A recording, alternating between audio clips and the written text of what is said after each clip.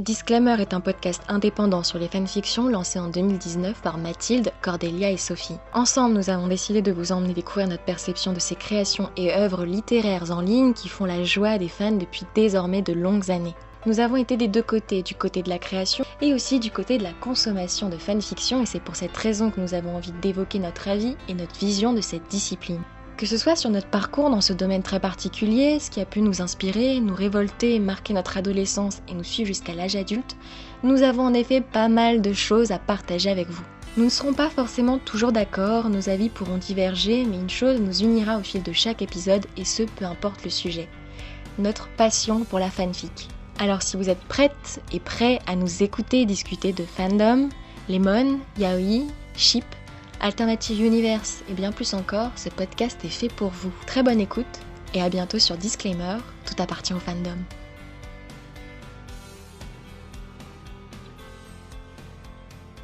C'est parti pour le 4e épisode de Disclaimer, le podcast des fanfictions.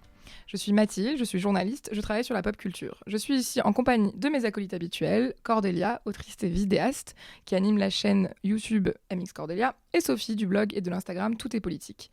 Nous sommes toutes lectrices et autrices de fanfiction. Aujourd'hui, nous allons discuter d'un sujet que l'on avait hâte d'aborder dans Disclaimer, les tropes dans les fanfictions. Les tropes, ce sont ces motifs scénaristiques qui reviennent dans les récits de fiction et que les autrices et auteurs de fanfiction particulièrement s'amusent à écrire, réécrire et détourner en permanence. Pour en parler avec nous, nous accueillons Lucie, qui est journaliste et également lectrice et autrice de fanfiction dans de multiples fandoms. Bonjour Lucie. Bonjour, merci de l'invitation, c'est chouette d'être là. Pour commencer, nous allons essayer de définir ce qu'est un trope en fanfiction.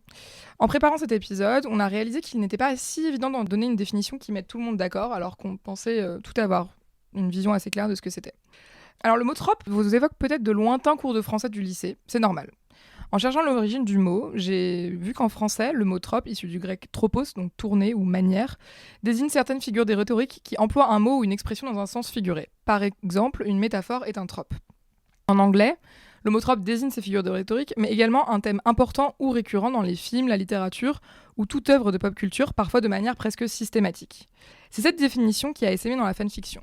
Sur le site de l'autrice de fanfiction Moonbeam's Predilections, un glossaire du vocabulaire des fanfictions établit que le mot trope renvoie, je cite, à un procédé littéraire ou à une figure de style conventionnel que l'on retrouve dans l'intrigue, le cadre de l'action, les relations ou les caractéristiques des personnages. Pour Moonbeam, il s'agit d'un concept commun avec lequel le public est déjà familier et qu'il peut facilement reconnaître. Donc la récurrence de ces thèmes les rend universels et pratiques pour transmettre des récits ou des messages particuliers. Et à la différence d'un cliché ou d'un stéréotype, le trope n'est pas forcément péjoratif. D'ailleurs, le site TV Tropes, une encyclopédie wiki qui recense les conventions et les procédés des œuvres de fiction, écrit « Les tropes sont des systèmes et des conventions dont un auteur peut raisonnablement attendre qu'ils soient présents dans l'esprit et les attentes du public. Dans l'ensemble, les tropes ne sont pas des clichés, car le mot cliché signifie stéréotypé et galvaudé, en d'autres termes ennuyeux et inintéressant. Ici, sur TV Tropes, nous ne recherchons pas d'entrée stéréotypée et inintéressante. Nous sommes là pour reconnaître les tropes et jouer avec, pas pour s'en moquer. » Cette phrase, reconnaître les tropes et jouer avec, me semble assez bien résumer l'usage des tropes dans la fanfiction. Comme le dit Fanlore, le wiki des communautés de fans, cela va très vite pour que n'importe quel fandom développe ses tropes préférées. Souvent les mêmes tropes quel que soit le fandom, mais, on va en parler, ça peut aussi être des tropes très spécifiques à un fandom. TV Tropes et Fanlore répertorient d'ailleurs un grand nombre de tropes présents dans les fanfics, on vous mettra les liens dans l'épisode.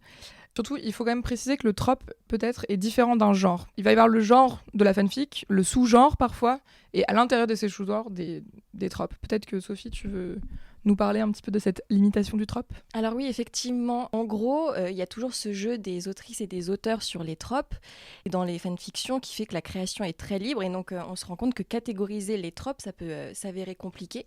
Sur le site Fanlore, ils sont les premiers à expliquer que les frontières sont poreuses et qu'il est important de comprendre en fait de quoi on discute. Alors on va toutes et tous, je pense, mettre notre curseur à des endroits différents du trope, mais par exemple, on va dire que la romance, c'est un genre dans la fanfiction, dans laquelle on va trouver plein de sous-genres. Alors par exemple, la romance, c'est un genre dans lequel on trouve plein de sous-genres, et on va avoir dedans la dynamique de relation enemies to lovers, c'est-à-dire d'ennemis à amants amoureux, qui va être considérée comme un trope. Mais tout le monde n'est pas forcément d'accord sur la manière dont on va cadrer un trope. Par exemple, si on prend le coffee shop AU, il y en a qui vont dire que le genre ici, c'est l'univers alternatif, que le coffee shop, c'est le sous-genre dans l'univers alternatif, Mais il y en a qui diront que ce qui va être un trope, c'est le type d'intrigue qui vont revenir dans le sous-genre. Par exemple, tel personnage est un client régulier qui tombe amoureux du ou de la barista et qui aussi fait partie des personnages principaux. Oui, donc en fait, effectivement, c'est pas si évident de définir ce qu'est un trope. Nous, il y a des choses qu'on considère comme tropes qui sont pas forcément exactement des tropes. Donc peut-être qu'on peut, je sais pas, comment vous catégorisez les tropes que vous rencontrez? Comment vous décidez que c'est plutôt un trope plutôt qu'un genre de fanfiction? Cordélia? Oui, c'est vrai que moi, j'ai tendance à considérer comme un trope instinctivement plutôt des événements qui ont lieu au sein de la fanfiction ou de l'histoire de façon générale, que quand c'est des dynamiques ou effectivement des genres un peu général, typiquement coffee shop. Enfin, coffee shop à eu, pour moi, ça reste un trope en même temps. Et en même temps, Enemies to Lovers, je dirais pas que c'est un trope, mais que c'est plutôt une dynamique. Alors que, par exemple, sharing a bed, donc il y a qu'un seul lit, ça pour moi c'est typiquement un trope, quoi. Mais et je pense aussi, ça me fait penser à des tropes de télé, mais ça me fait penser à des tropes négatifs. Par exemple, le bury your gays, c'est-à-dire enterre tes gays, où le seul personnage gay ou lesbien meurt à la fin. Bah, c'est un trope de télé pour le coup. Ou le fait que le personnage noir meurt au début d'un film d'horreur, tout ça c'est des tropes aussi. Mais bon, là c'est plus dans le cinéma et dans la télévision, mais pour moi c'est plus ça un trope, c'est un événement qui a lieu au sein d'un truc. Mais comme vous l'avez dit, c'est un curseur que chacun met un petit peu comme il l'entend. Et je pense aussi que dans la fanfiction, il y a ce truc spécifique des tags en fait. Et donc très vite en fait le trope c'est au final le tag. Et c'est ce que tu vas chercher en fait dans ton moteur de recherche, quoi, notamment sur Archive of AO3. Ouais, je suis d'accord avec Cordélia. Moi, j'ai tendance à avoir une vision assez utilitariste du trope, dans le sens où c'est généralement quand tu veux conseiller les fanfictions en général à des amis qui n'ont jamais lu de fanfic, qui savent pas comment chercher parce que les sites comme AO3 ou Wattpad, il y a énormément de choses. Et moi, le conseil que j'ai tendance à dire, c'est identifie un thème, quelque chose qui va te plaire et fouille le tag dans un fandom qui te plaît. Et donc pour moi, le trope, c'est avant tout ça. C'est une grille de lecture qui va t'aider à trouver une fille qui va te plaire. Après, je pense aussi que... moi, j'ai tendance à penser que le trope, c'est quelque chose... Je sais à quoi m'attendre. Pas forcément dans une grande précision, mais je sais à quoi m'attendre. C'est pour ça que pour moi, un coffee shop AU, c'est un trope, dans le sens où même s'il se passe pas tout le temps la même chose dans les coffee shop AU, si je lis un coffee shop AU, c'est pour lire une histoire avec un semblant de réalisme dans un décor que j'ai l'habitude de fréquenter moi dans la vraie vie. Et tous les coffee shop AU correspondent en fait à ces critères. Pareil pour les Royal AU, etc. Donc un Royal AU par exemple, les Royal AU c'est un trope que moi j'aime beaucoup, qui sont le fait d'avoir des personnages dans un contexte royal, donc ils sont princes, etc. Ça pareil, il y a une grande diversité au sein du trope, néanmoins il y a généralement les mêmes thèmes qui sont donc la royauté évidemment et la pression de la royauté. Enfin moi j'ai jamais lu un Royal AU où tout se passe bien par exemple. Donc il y a vraiment ce côté très précis en fait du trope. Oui, c'est ça ce que tu dis sur le fait que dans le Royal AU on retrouve la pression. En fait, souvent à l'intérieur des mêmes tropes, on va retrouver des mêmes thèmes en fait qui sont aussi explorés et sur lesquels les autrices et les auteurs vont broder et sur lesquels les lecteurs savent que voilà, en lisant sur ce trope-là, je sais que je vais retrouver certains thèmes qui me plaisent ou là j'ai envie de lire à ce moment précis. Et c'est vrai qu'il y a ce côté-là. Par exemple, dans le fake relationship, t'as souvent fake relationship, c'est des personnages qui font semblant d'être dans une relation amoureuse et miracle, ils finissent par tomber amoureux quand même, voire ils l'étaient déjà avant.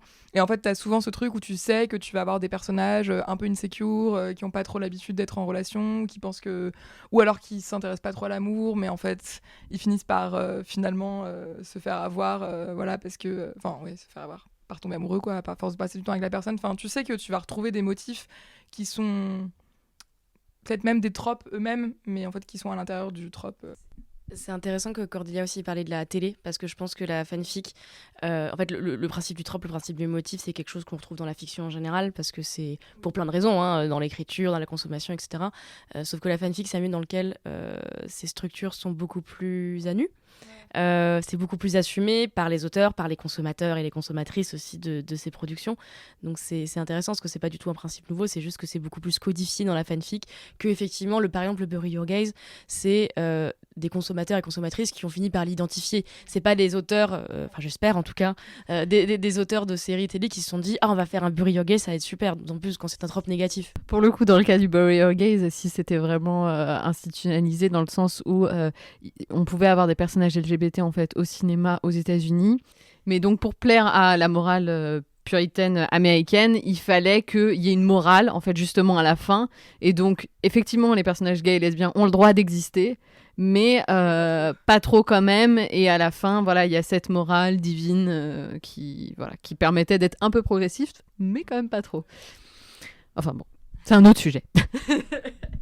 Mais c'est vrai que globalement, tu regardes pas une série télé avec un tag qui va te dire voilà ce que tu vas trouver dans cette série télé, même si t'as plein de séries ou de films qui jouent complètement sur des codes et tout, mais t'as pas ce truc-là. Comment vous avez réalisé que les tropes existaient, vous, dans les fanfictions ? Peut-être, je crois que Sophie, t'avais des choses à nous dire là-dessus. Moi, je me suis rendu compte que ça existait, mais forcément, je savais pas que ça avait ce nom-là, que ça s'appelait tropes. C'est lorsque j'ai commencé à lire les fanfictions de Ramion. On y arrive. Voilà, moi, forcément, hein, c'est original. Donc, je me suis rendu compte que bon nombre de fanfictions, c'était dans la sous-catégorie ou catégorie comme vous voulez, Enemies to Lovers. Mais qu'en plus de ça, ça se passait très souvent à Poudlard. Et encore à Poudlard, il y avait un schéma très précis qui se répétait. Donc, avec plusieurs types d'intrigues et parfois même toutes ces intrigues dans la fanfic. Donc, ça allait être petit 1, Drago et Hermione apprennent en 7e année qu'ils sont préfets en chef. Petit 2, Drago et Hermione partagent les mêmes appartements de préfet en chef à Poudlard, qui sont des appartements privés. Petit 3, Drago et Hermione doivent préparer une soirée de Noël ensemble. Petit 4, Drago et Hermione se retrouvent à danser à ce bal ensemble. Voilà. Ils sont obligés, bien sûr. Bien sûr, ils sont obligés, ils se détestent et voilà. Et donc, petit à petit, j'ai réalisé qu'il y avait d'autres schémas qui existaient. Par exemple, univers alternatif en 6e année, Hermione qui est celle qui comprend que Malfoy est un mange-mort alors que normalement c'est Harry qui a des soupçons et ce genre de choses. Et donc à partir de ce moment-là, donc, je me suis rendu compte qu'il y avait beaucoup de petites intrigues comme ça, de schémas narratifs qui revenaient, mais avec en fonction du style des autrices, parce qu'on va pas se mentir, c'est beaucoup d'autrices qui les écrivaient, avec des petites différences. Et donc je me suis rendu compte que je pouvais faire le tri et choisir ce que je préférais parmi tous ces schémas. C'est vrai qu'avec le trope, il y a cette idée de faire le tri un peu. Moi, je pense que j'ai découvert les tropes sur AO3, donc Archive of Our Own, où il y a vraiment ce système de tag. Enfin, comme tu dis, en fait, je connaissais déjà des tropes, parce que dans la fanfic Harry Potter, en plus, ça fonctionne beaucoup sur des trucs récurrents comme ça. Mais sur AO3, t'as les tags, et comme tu disais, Lucie, en fait, tu sais que tu peux aller faire ta recherche et taper, je sais pas, Coffee Shop IU ou Sharing a Bed, et qu'ensuite tu vas taper les noms de tes personnages, et là, tu vas avoir toutes les fanfics qui les rassemblent, et c'est une manière de... C'est un moteur de recherche, mais du coup, moi, je pense que c'est comme ça que j'ai découvert que c'était pas juste que, par hasard, les auteurs et les autrices que j'aime bien écrivent toutes et tous des histoires que j'aime bien, mais non, c'est qu'en fait, c'est vraiment comme ça que ça fonctionne, quoi. Moi, ce que j'aurais ajouté, c'est que j'ai découvert les tropes à peu près comme Sophie, mais c'était version Drarry, et donc c'est globalement pareil, mais avec deux mecs, quoi.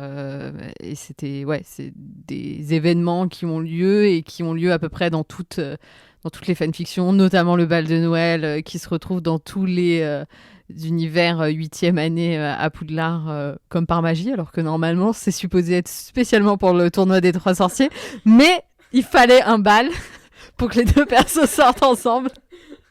Après, c'est vrai que dans les autres fandoms, j'ai lu un peu sur James Bond, Digimon, Game of Thrones. J'ai pas eu autant le temps, je pense, de découvrir des tropes aussi parce qu'il y avait un plus petit nombre de fanfictions, notamment parce que moi je lis que en français, j'arrive pas à lire en anglais. Donc en fait, quand t'as 20 fanfics, des tropes, c'est difficile en fait de les identifier ou même de les utiliser, quoi. Va y avoir des tropes genre AU, des trucs comme ça, quoi, univers alternatif, je veux dire. Mais au sein même de l'univers, vraiment, peu le temps d'en voir.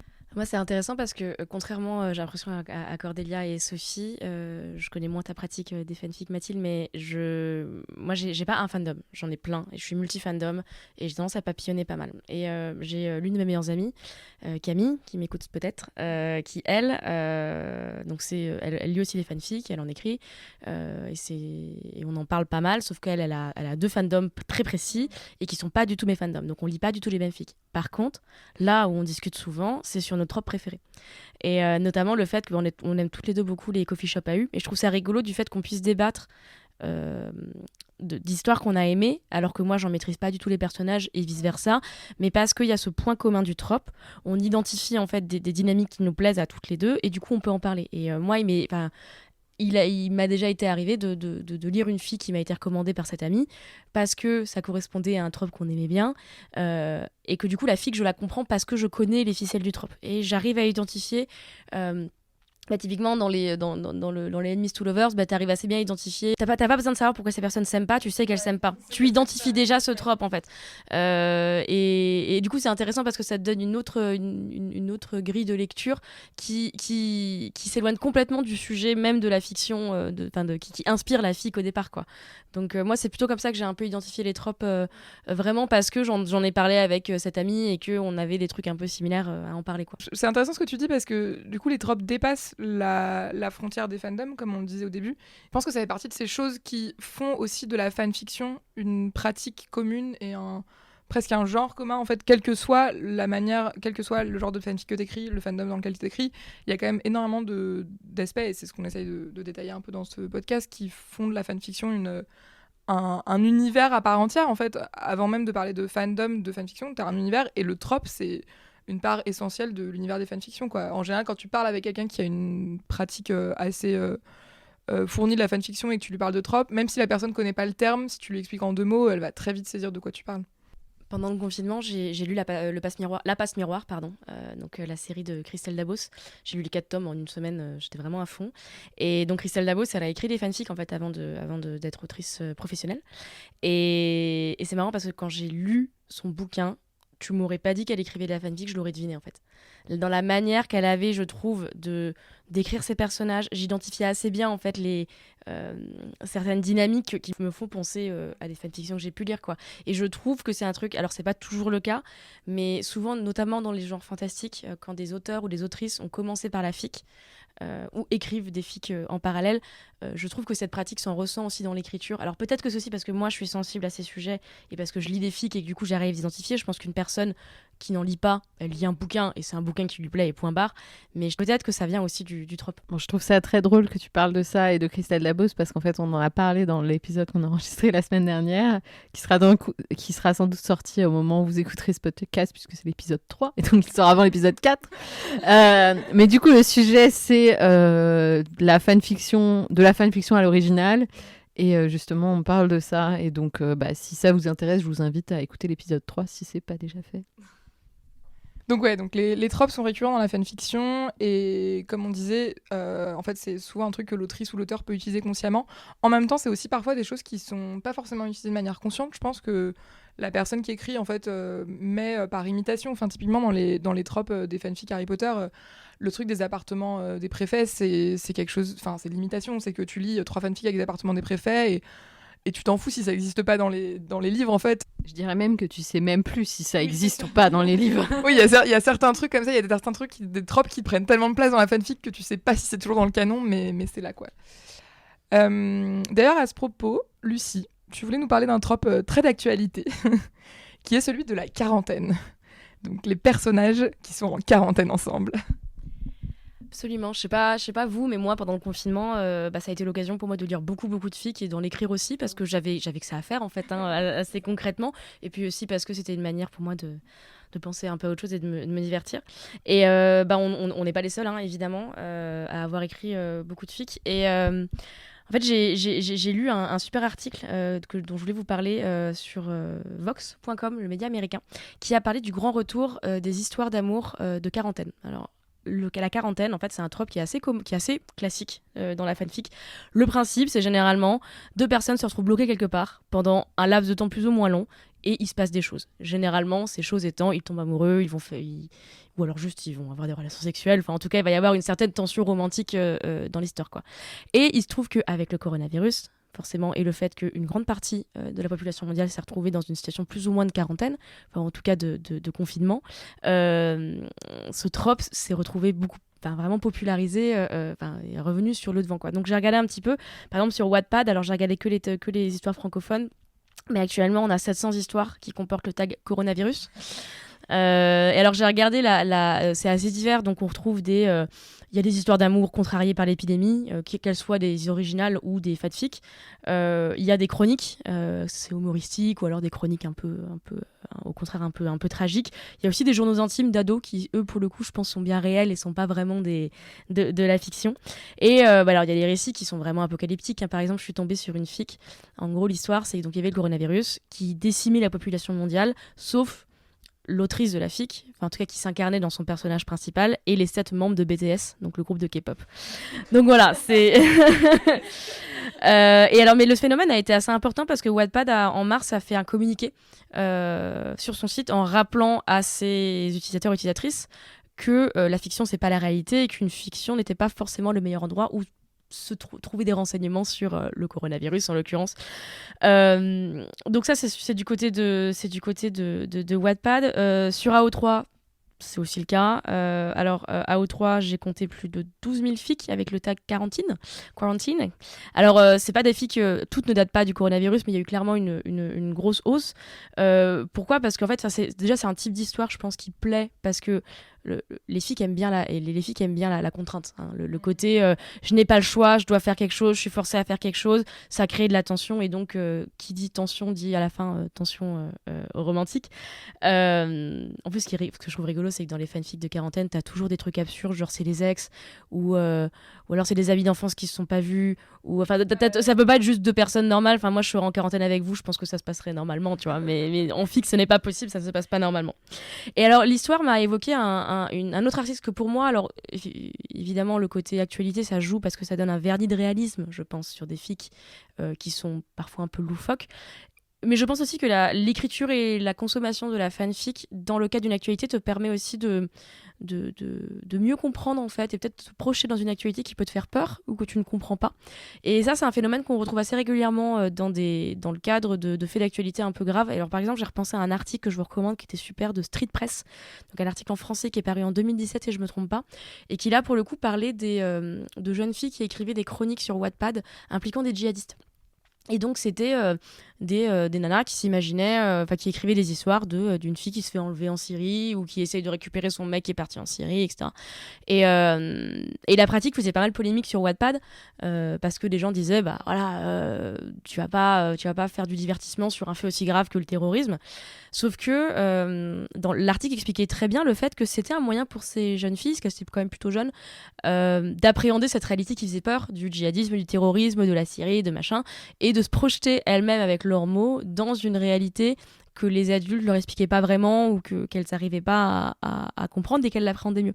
Donc pour moi c'est vraiment ça, hein, le succès du trope quarantaine là récemment, c'est aussi on est tous face à cette actualité qui nous fait peur et qui nous mine un peu, et c'est, je pense, une manière de s'évader un peu. Voilà.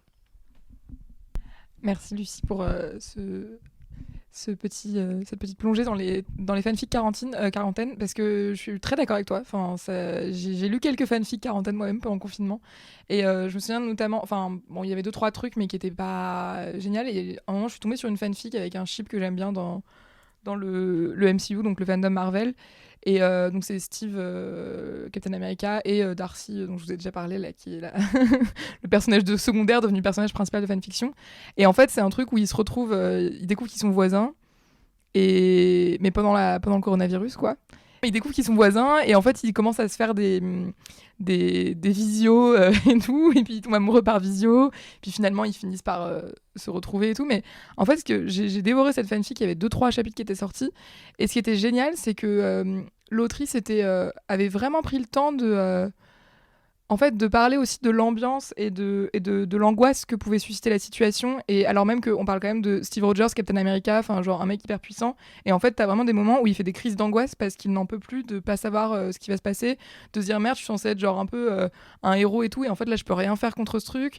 T'as Darcy de l'autre côté qui est là, genre qui cuisine.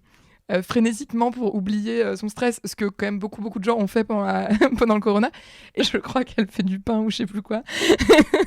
Je sais plus. Et cette fanfic, en fait, c'était vraiment juste un truc que je lisais un jour comme ça, et elle m'a fait vachement de bien. Je pense que j'ai dû la lire vers la fin du confinement, parce que d'un coup j'avais l'impression de voir écrit tous ces trucs un peu stressants, angoissants ou un peu incertains que tu peux ressentir dans une période comme ça, un peu inédite. Et là, d'un coup, c'est mis dans une espèce de petite romance mignonne où ils ont des visios genre trop mignons.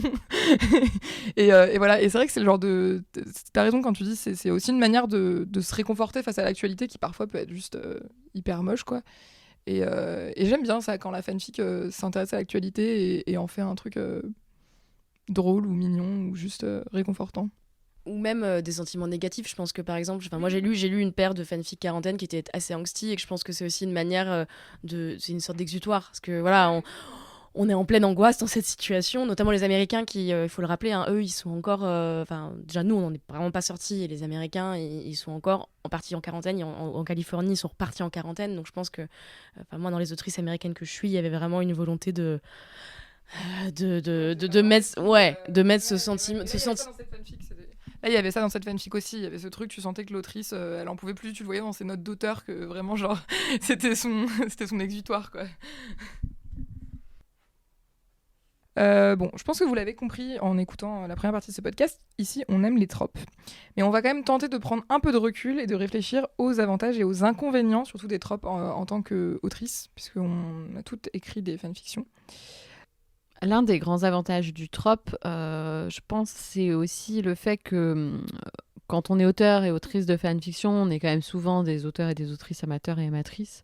Et du coup, le trope, c'est aussi une manière de créer une trame narrative facilement, à partir du coup d'événements qui ont déjà été vus et revus et re-revus.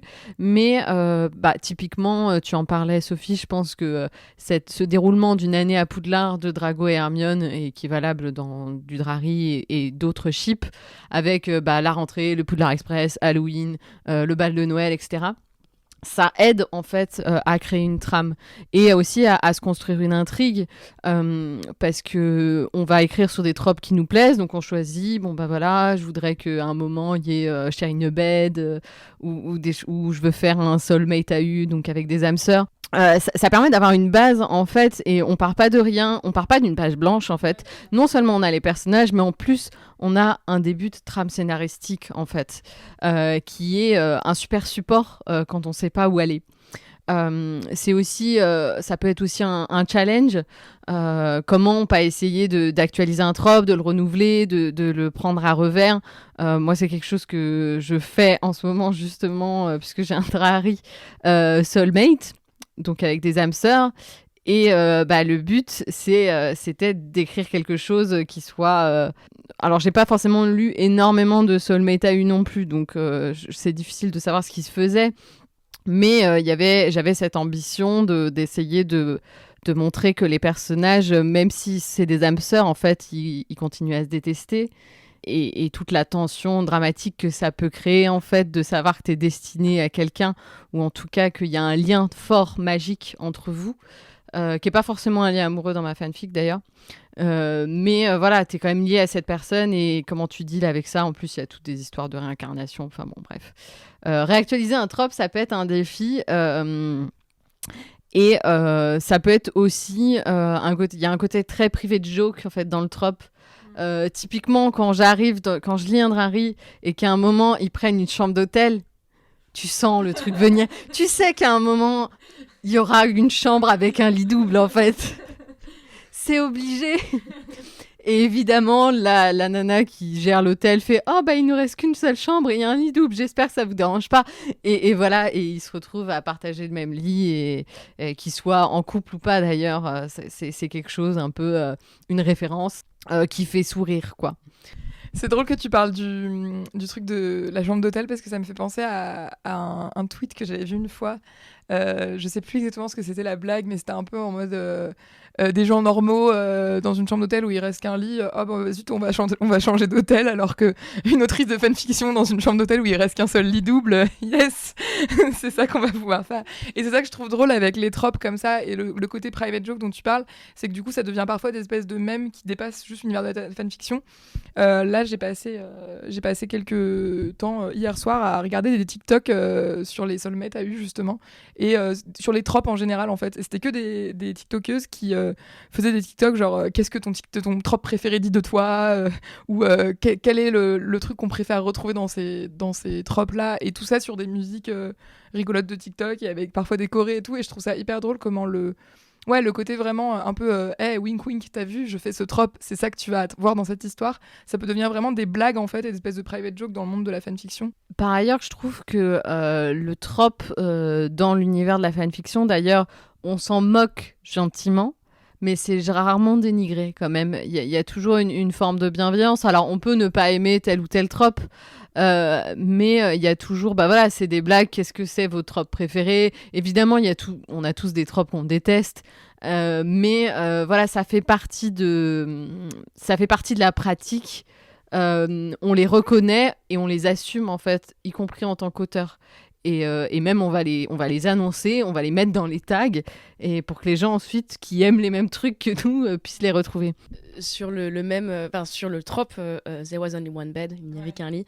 Je me rappelle avoir lu une fic, je me rappelle plus de quel fandom, où il y avait cette fameuse scène de on va prendre une chambre d'hôtel, et en fait je me rappelle avoir lu le chapitre et me dire putain ça y est, on arrive à la scène où il va y avoir qu'un seul lit, et en fait l'autrice nous avait bien eu, parce qu'en fait il y avait 2 lits. Il n'y en avait pas un, il y avait 2 lits, et même je crois même que les personnages finissaient par dormir dans 2 chambres différentes, et du coup ils finissaient par se mettre en couple, mais beaucoup plus tard. Et l'autrice l'assumait complètement en disant haha, je vous ai bien eu, vous vous attendiez à There was only one bed, et ce n'était pas le cas. Et je trouve ça super chouette de l'assumer, et du coup ça te crée une autre attente, et d'avoir réussi à déjouer un peu le trope et l'attente. Je me rappelle ça m'avait bien fait rire. Bon, donc ça, c'est les avantages des tropes, mais je pense qu'on est un peu toutes fans de tropes ici. Mais il y a quand même peut-être des inconvénients, je sais pas. Par exemple, quand le trope devient redondant ou cliché. Sophie, tu as des choses à dire là-dessus ? Oui, c'est juste qu'en fait, au bout d'un moment, on peut se demander si le trope ne devient pas trop répétitif, et si ce n'est pas une certaine forme de facilité d'écriture avec peu de prise de risque ou de lieu commun. Bien sûr, ça peut être pris à revers par moment, mais c'est vrai que c'est une question qui peut se poser. Et vraiment, c'est cette idée de est-ce que ça devient pas trop cliché ou pas. Je sais par exemple que moi, là, je suis en train d'écrire une fanfiction Dramion. Et dès le début, je me suis dit, ok, ça se passe après la guerre, ils reviennent à Poudlard. Par contre, il n'y aura pas de Drago et Hermione préfet en chef. Il n'y aura pas de dortoir privé. Il n'y aura pas de bal de Noël. Et personne ne dansera avec quelqu'un avec qui on n'a pas envie de danser. Et c'était vachement important pour moi, parce que je pense que j'en ai tellement soupé de ces histoires, et j'ai tellement grandi qu'au bout d'un moment, j'ai eu besoin de me détacher. Mais par contre, il y a des tropes que je connais un peu moins, que je veux quand même utiliser pour la suite de mon histoire. Ouais. Mais donc, oui, moi, j'ai eu vraiment un peu cette impression si on lit beaucoup sur un trope, il y a un moment où on finit un peu par faire le tour, malheureusement. Oui, et je pense qu'il y a aussi la question un peu du formatage de la fanfiction, qui est du coup qui peut effectivement devenir redondante. Et moi je sais qu'il y a eu un moment où je lisais énormément de Drarry, je lisais tout ce qui me passait sous la main, etc. Et en fait il y a eu des fois où j'avais l'impression de relire la même histoire, où je disais mais je l'ai déjà lu celle-là ou pas, j'arrivais plus à savoir, parce qu'en fait il y avait des choses qui se ressemblaient tellement que genre ça faisait flou dans mon esprit, quoi. Genre j'arrivais plus à m'y retrouver dans ce que j'avais lu ou pas, et ça m'arrivait de lire 15 chapitres et dire non mais je l'ai déjà lu en fait. Donc ça peut être un peu peut y avoir une overdose, mais c'est aussi parce qu'on a voulu à un moment donné consommer ce trope là en abondance, et du coup on arrive un peu à saturation. Mais bon, est-ce qu'on peut ne pas s'en prendre qu'à nous-mêmes d'avoir fait ça? Peut-être. C'est marrant parce que effectivement, je suis d'accord. Il y a le côté un peu presque boulimie du trope, de genre tu prends ton tag et tu lis tout et tu t'engorges jusqu'à non plus en pouvoir. Après, je pense que par exemple, quand je compare à quand je lis des livres et quand je lis des fanfics, mes attentes sont assez différentes et je pense que mes exigences aussi, non pas que les fanfics sont moins bien, mais que j'attends pas la même chose d'un bouquin généralement que d'une fanfiction, et que, alors c'est très personnel, mais moi ça me dérange pas du tout de lire 3 fanfics qui se ressemblent. Au contraire, je trouve que ça m'a plu, donc on recommence, c'est parti, c'est reparti pour un tour, et je trouve la répétition des tropes assez réconfortante. Par exemple, moi j'ai un trope que j'aime beaucoup, c'est le Las Vegas AU. Alors les Las Vegas AU, c'est assez spécifique et moi j'adore. En gros, c'est généralement 2 ou 3 personnages, ou genre des personnages vont à Las Vegas, se bourrent la gueule, se réveillent le lendemain, ne se souviennent de rien. C'est vraiment c'est The Hangover. C'est The Hangover, mais en fic. Et généralement, il y a toujours un mariage entre les 2 personnes qu'il fallait vraiment pas qu'ils se marient, qu'ils découvrent, etc. Et ça, en vrai, c'est un trope qui se renouvelle pas du tout. Parce qu'en même temps, c'est assez difficile à renouveler. Parce que le plaisir de Las Vegas AU, c'est d'avoir ces ingrédients-là. Et moi, je sais que les Las Vegas AU, j'en lis mais tout le temps, et c'est toujours la même chose. Et moi, j'aime toujours autant, quoi. Mais c'est aussi parce que dans ma conso, moi, je suis le genre de personne qui, quand j'aime bien une chanson, je peux l'écouter en boucle 2 jours, et vraiment, je l'écoute en boucle 2 jours. Donc peut-être que si j'applique cette consommation un peu aux fanfictions. Ouais. Alors, Sophie avait envie de nous parler d'un trope très particulier dont on parle souvent dans ce podcast entre Cordelia, fan de Drarry, et Sophie, fan de Dramion. Bon, cette fois-ci, c'est le Dramion qui gagne. On va parler du Enemies to Lovers. Cette chronique est pour toi. Bon, si vous avez écouté les précédents épisodes de ce podcast, vous savez que je suis une très grande fan de Dramion, au grand désarroi de Cordelia. Drago et Hermione, c'est un couple que j'ai découvert sur Internet lorsque j'avais aux alentours de 16 ans, et il m'a fallu que peu de temps pour être convaincue de son potentiel. Pourtant, Drago et Hermione n'ont rien en commun. C'est un Serpentard arrogant, c'est une Gryffondor je sais tout, pire encore, c'est un mange-mort, et elle, c'est une Némoldue. Autant vous dire qu'entre deux, rien n'est gagné. Pourtant, je peux passer un temps fou à lire du Dramion, et c'est même mon couple de fanfiction préféré. Et globalement, que ce soit dans Harry Potter ou d'autres fandoms, mon cœur bat toujours pour les histoires d'Enemies to Lovers. Pas que dans la fanfiction d'ailleurs, Buffy Spike dans Buffy contre les vampires, Beth et Rio dans Good Girls, Anna et Caleb dans Pretty Little Liars, les séries télé ont clairement influencé mon attirance pour ce genre-là. Donc le jour où j'ai décidé de me lancer dans l'écriture de fanfic en racontant l'histoire de James Potter et Lily Evans et comment ils tombent amoureux alors que Lily le détestait, ce n'était pas anodin. Et si j'aime autant l'Enemies to Lovers, c'est autant pour son côté impossible que tout à fait plausible. Impossible parce que j'aime l'Enemies to Lovers qui prend son temps. Le slow burn, comme on dit dans le jargon.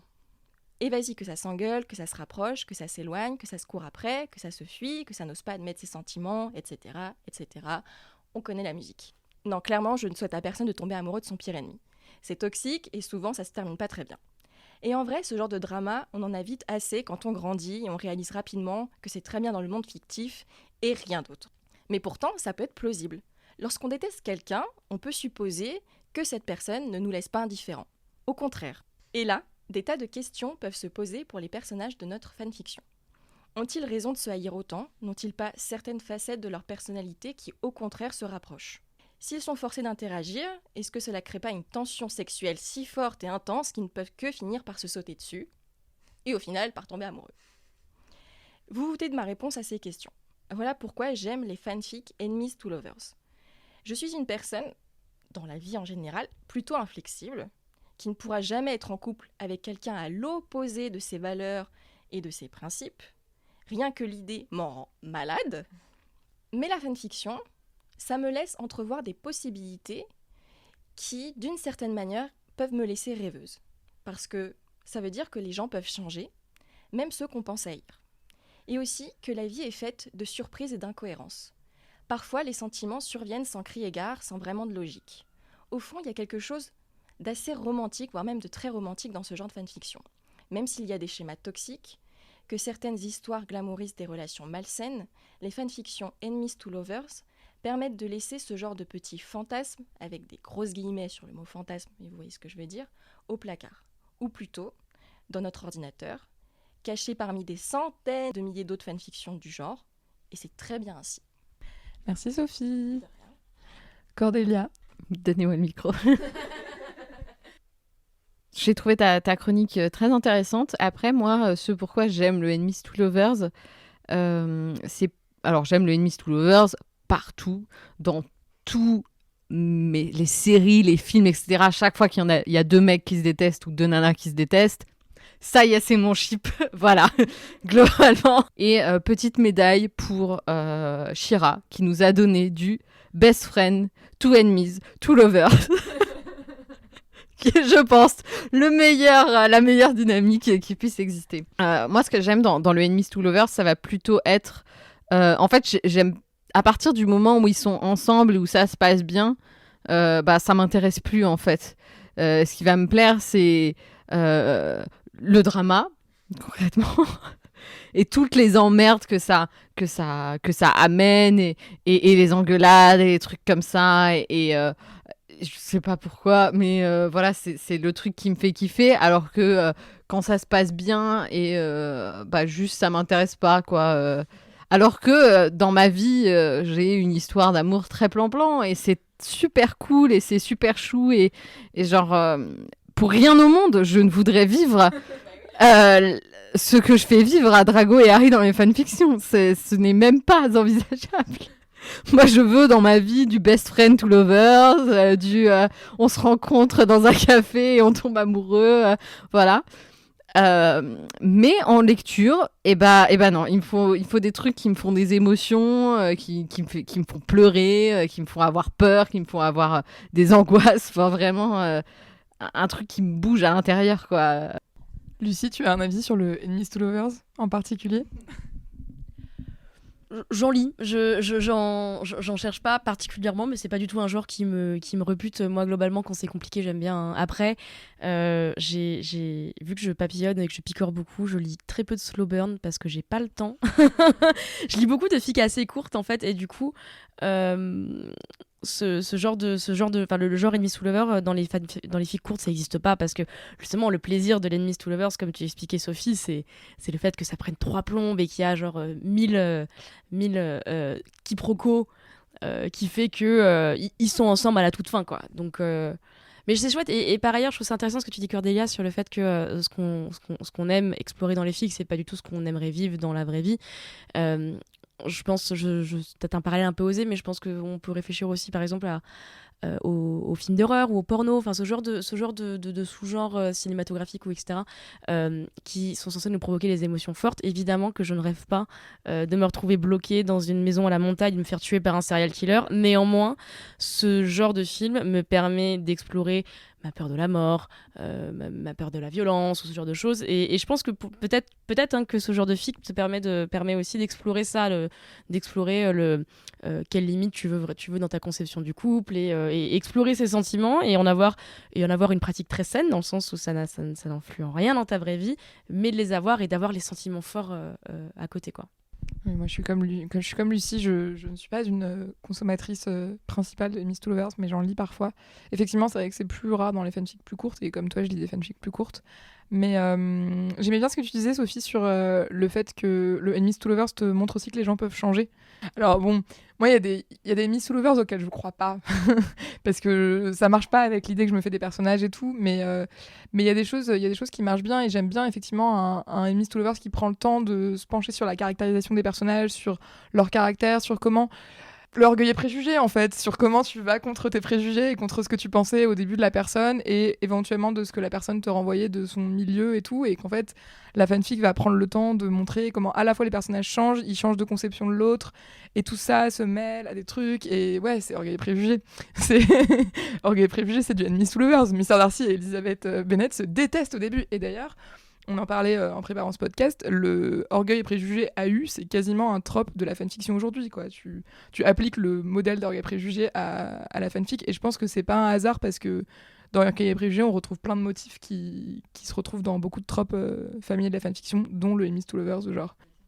Je pense aussi que le Enemies to Lovers, ça challenge un peu, je sais pas si c'est le mot approprié, mais qu'est-ce que c'est qu'une relation ? Qu'est-ce qui fait qu'une relation marche ou pas ? Qu'est-ce qui est important Parce que, par exemple, typiquement, dans le Enemies to Lovers, le cul va toujours être sensationnel, etc. Et à côté, il y aura des problèmes plus de valeurs, des problèmes, des dilemmes moraux. Alors évidemment, tout le monde ne lit pas des Enemies to Lovers en intellectualisant tout ça comme on peut le faire à ce moment-là, mais je pense que ça challenge un peu ton esprit et ce que tu veux d'une relation et faut savoir aussi que dans la vie, les relations qu'on vit sont pas toujours saines non plus.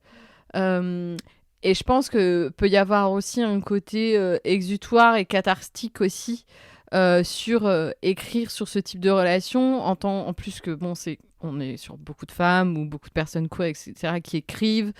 Quand on a vécu des trucs, des relations où ça s'est mal terminé, où on s'est fait du mal, où l'autre nous a fait du mal, où on a fait du mal à l'autre, on s'est fait du mal mutuellement, etc. Il y a un côté aussi vouloir réécrire un peu ce truc-là d'une autre manière et avec une fin heureuse, parce qu'on aurait aimé avoir une fin heureuse, en fait. Évidemment qu'on n'aurait pas aimé que ça finisse mal et que tout le monde se fasse du mal ou qu'on nous fasse du mal. Et je pense que dans le Enemies to Lovers, il y a aussi toutes ces thématiques. Moi, c'est ce qui m'intéresse. C'est la rédemption, c'est le pardon. Et dans un sens, je pense que c'est fondamentalement optimiste, en fait.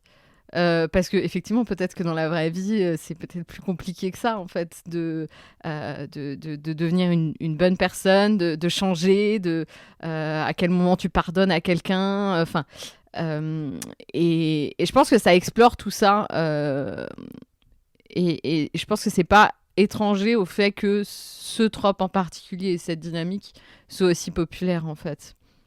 Complètement. Je suis très d'accord avec ce que tu viens de dire et tout le monde hoche la tête, donc je pense que c'est le cas de tout le monde. Je pense qu'on va pouvoir passer à notre troisième partie de ce podcast. Maintenant, on est déjà un peu passé avec la chronique de Sophie. On avait envie de vous parler des tropes qu'on aime, de ceux qu'on dévore, de ceux qu'on binge parfois, qu'on binge-read, je sais pas. On l'a dit plus tôt, même si la majorité des tropes se retrouvent dans tous les fandoms tendent aussi à développer leurs propres tropes. Par exemple, l'appartement des préfets dans Harry Potter, ou dans le Harry Potter, il y a le EWE, le épilogue, what épilogue, pour tous les gens qui détestent l'épilogue. Sophie lève la main. Il y a aussi plein de tropes, donc on en parle, le Enemies to Lovers typiquement, qu'on retrouve dans tous les fandoms, qui sont assez populaires, assez communs à plein de fanfics, peu importe l'œuvre. Lucie, tu nous disais tout à l'heure, quand on préparait, que tu aimais des fandoms très petits. Est-ce que dans les fandoms tout petits, où il y a 10 fanfics, est-ce qu'on trouve aussi des tropes ?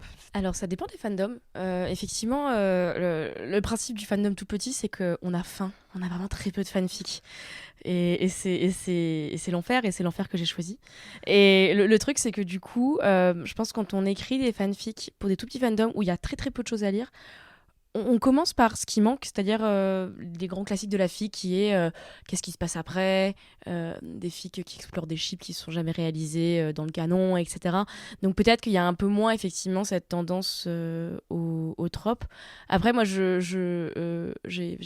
j'écris notamment pour un fandom que je citerai pas parce que la moitié des fanfics c'est moi qui les ai écrites, mais moi j'aime bien écrire sur des tropes justement parce que je me dis j'ai pas besoin d'avoir cette responsabilité de l'autrice de remplir mon fandom, tu vois. Moi je veux écrire des trucs qui me font marrer et qui me font plaisir, et par exemple je suis journaliste spécialisée en nouvelles technologies, et j'ai été plusieurs fois à Las Vegas pour le CES, qui est le grand salon des nouvelles technologies, et à chaque fois que je suis allée au CES, j'ai écrit ensuite un Las Vegas AU parce que j'avais été à Las Vegas et que je trouvais ça rigolo d'écrire un Las Vegas AU en étant à Las Vegas, tu vois. Donc, mais du coup, il y a différentes.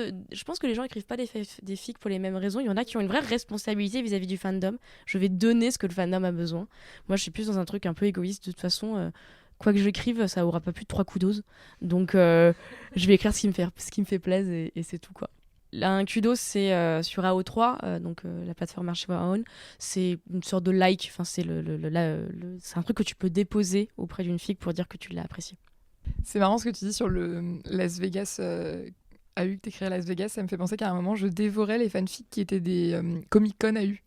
C'était tous les étés au moment du Comic-Con, t'as énormément de fanfics qui débarquent sur AO3 ou sur FFnet sur les personnages de tel fandom qui se retrouvent au Comic-Con. En général, en fait, c'est un moderne AU, donc c'est l'univers de la série, du livre ou quoi, transposé dans le monde moderne. Et il y en a un qui est une star de la pop culture, l'autre qui est un fan, et ils se rencontrent au Comic-Con. Et c'est génial. On avait envie de parler dans cet épisode de certains tropes en particulier. On s'est appuyé sur ça, sur une tier list qu'on vous mettra en lien, qui recense pas mal de tropes. Et puis nous, avec Cordélia et Sophie, pendant le confinement, on s'est beaucoup amusé après avoir regardé une vidéo de Camille, justement, l'amie dont parlait Lucie, qui elle faisait un Twitch où elle mettait ses tropes par ordre de préférence. Donc on l'a fait aussi en visio pendant le confinement avec Sophie et Cordélia. Donc on pourra vous les mettre en lien et puis vous pourrez faire vos propres tier list. Au début, on pensait parler de tous les tropes. On s'est dit que ça allait être très long. Donc on en a sélectionné quelques-uns dont on avait assez envie de parler parce qu'on pense que c'est des tropes qui disent des choses intéressantes sur les fanfics et sur la société aussi.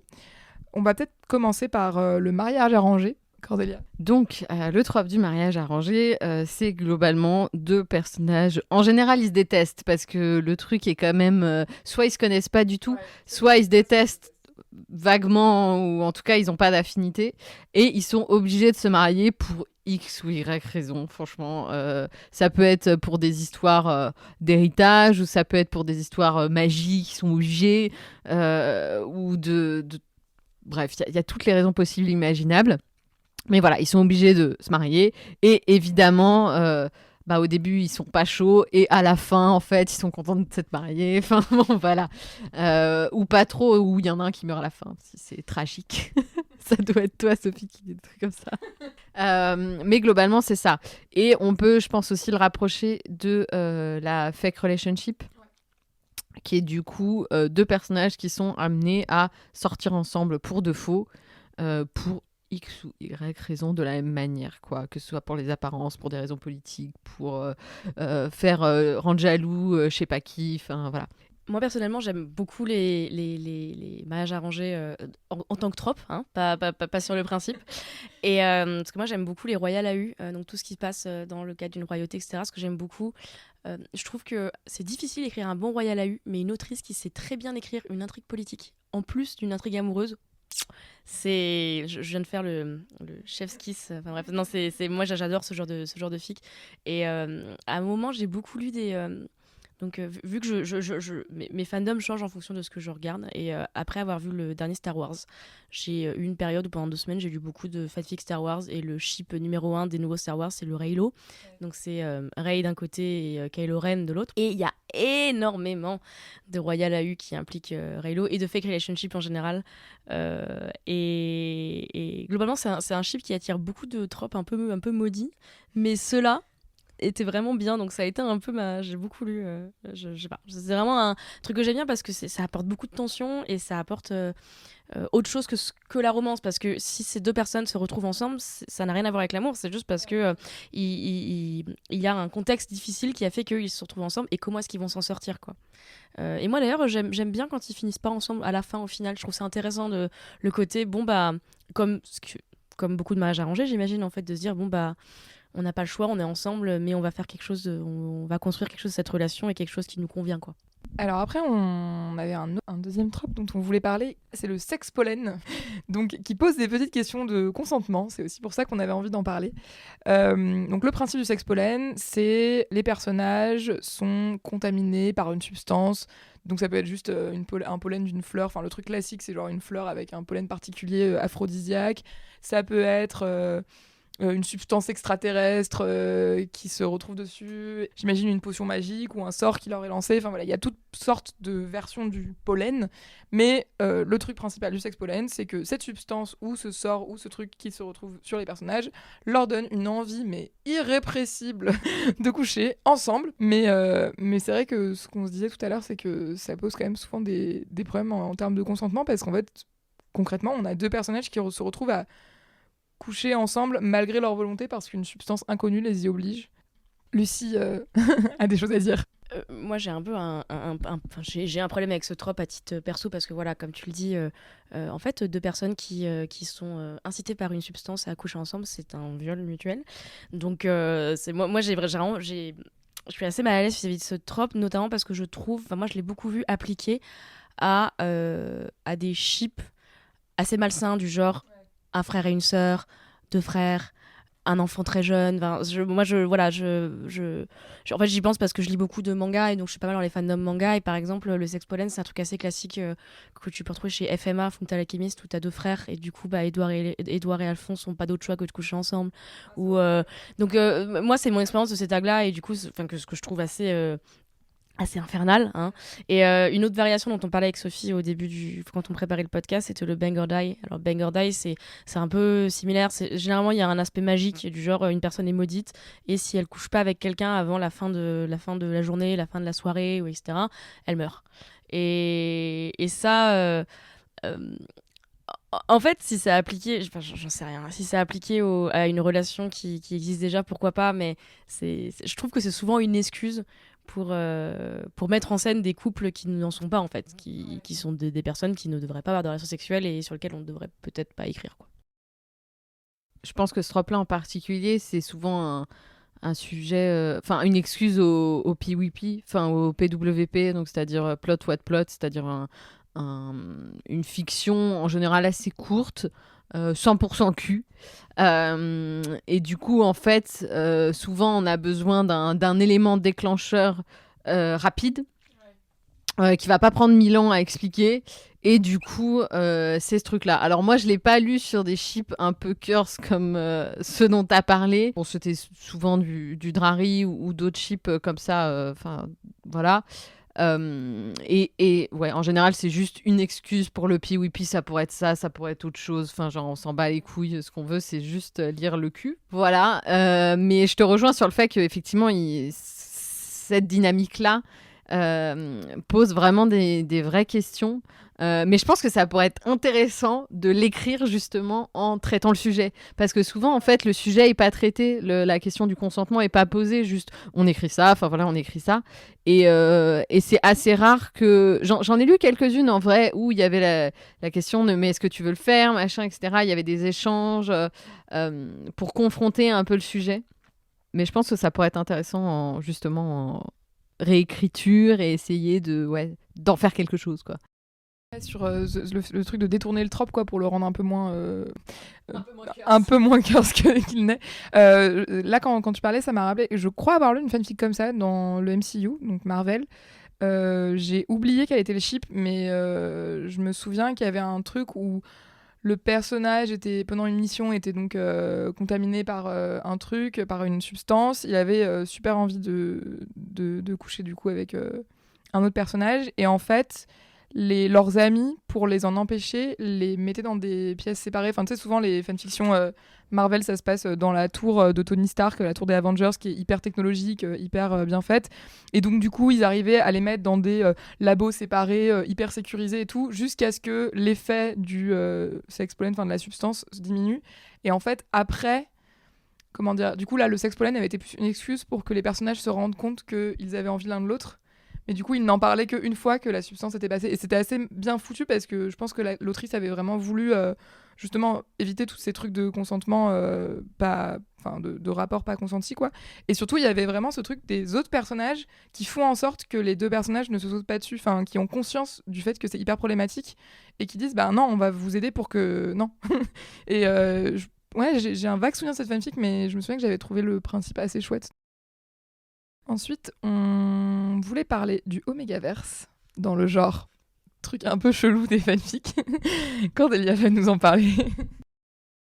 J'enregistre ce petit segment après coup parce que je me rends compte que au moment de parler de donc l'Omégaverse, lors de l'enregistrement du podcast, j'avais pas préparé assez le truc. Donc voilà. L'Omégaverse, du coup, c'est un trope qui met en place un système avec des mâles alpha qui souvent top dans la relation, qui sont souvent dominants, etc., agressifs, etc., avec des bêtas qui sont des gens normaux, et les omégas, qui souvent font face à des espèces de chaleurs qui font qu'ils ont absolument besoin de s'accoupler avec des alphas. Les omégas, c'est des hommes, je tiens à préciser souvent. Et du coup, ça mène à des relations sexuelles et souvent, ils ont aussi la capacité de porter des enfants. Alors, il y a une anatomie très particulière spécifique à l'omégaverse, je vous renvoie à des schémas. Je me désengage de toute responsabilité vis-à-vis de ça, mais bref. Donc en gros, c'est ça l'idée. C'est né dans le fandom Supernatural, si je crois bien. Donc c'est inspiré des trucs de loup-garou précisément, je crois. Et donc, ça s'est propagé un petit peu dans tous les fandoms. Ça a rejoint un peu tout ce qui va être trope du MPreg. Donc, le MPreg, c'est la male pregnancy, donc les grossesses masculines. Souvent des trucs un peu magiques sortis de nulle part. C'est rarement... c'est très très rarement... Enfin, c'est jamais d'ailleurs, je pense, avec des mecs trans, par exemple. C'est toujours des mecs cis qui ont, par l'opération du Saint-Esprit, la capacité de porter des enfants, ou parce que dans le fan de Harry Potter, ça peut être aussi parce qu'ils sont Vela, donc l'espèce des Vélanes, comme Fleur de la Cour, enfin... Il y a des histoires comme ça. Donc voilà, ça rejoint un peu ce truc-là. Et donc, ça a donné... Enfin, moi, ce que j'ai souvent lu, c'est des choses qui sont très hétéronormatives, avec l'oméga qui s'occupe des enfants et le mâle alpha, etc. Mais le fait est que, en fait, ça dépend vraiment des auteurs et des autrices. Il y a une vraie réappropriation, en fait, de ce trope-là. Comme dans tous les tropes, en fait. Je pense que c'est quelque chose qu'on voit au cours de ce podcast en particulier, c'est que tous les tropes pourraient être ultra clichés, etc. Mais à chaque fois, les auteurs et les autrices se les réapproprient d'une façon ou d'une autre. Et c'est vrai que, alors moi j'ai lu très peu d'Omégaverse, mais j'écoutais du coup le JT du Yaoi numéro 6, qui est spécial Omégaverse. On vous renverra vers cette émission en particulier qui parle donc de Yaoi et de l'Omégaverse. Et en fait, le fait est que même sur des choses qui de base pourraient être très hétéronormées, très avec le top, le bottom, enfin des choses comme ça, beaucoup de stéréotypes, il y a une forme de réappropriation et c'est souvent utilisé aussi pour critiquer ce truc-là. Enfin, en fait, c'est la porte ouverte à des questionnements sur est-ce que je veux réellement avoir cette place que la société m'impose, à savoir soit la place d'alpha, soit la place d'oméga, soit des omégas qui luttent contre ces trucs de chaleur, qui prennent des contraceptifs, des choses comme ça. Donc voilà, il y a vraiment un panel très large d'histoires. Et en fait, et alors je sais plus qui dans le JT du Yaoi en parle, je sais plus si c'est Rutil ou si c'est Pralinus, mais en fait ça peut s'approcher presque du soulmate AU, qui, il y a cette idée de destin que tu choisis pas, etc. Là c'est un peu la même chose. Et du coup, ce qui est intéressant, c'est comment l'auteur et l'autrice s'emparent de ce sujet-là pour en faire quelque chose qui va être plus intéressant que juste l'Omégaverse de base avec le type fort, puissant, qui est en alpha, et l'Oméga qui est une pauvre petite chose qui veut se faire sauter dans tous les sens, quoi. Donc voilà, ça peut être aussi un moyen de faire du smut facile et d'écrire des scènes de cul, parce que forcément, du coup, comme avec tout ce qui est sex pollen, bang or die, tout ce truc-là, voilà.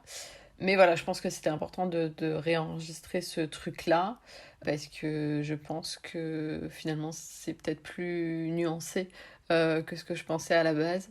Et il y a quelque chose aussi d'assez drôle, effectivement, à ce que tous les trucs de alpha, bêta, oméga soient utilisés dans des trucs au final hyper queer, hyper subversifs, hyper...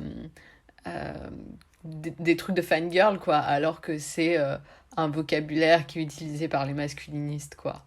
Il y a quelque chose d'assez ironique et comique là-dedans. Donc voilà, j'espère que ce petit segment réenregistré permettra de remettre un peu les choses en place. Et puis je vous invite vraiment, alors ça dure 2h30 cette émission sur le spécial Omégaverse, mais c'est hyper intéressant.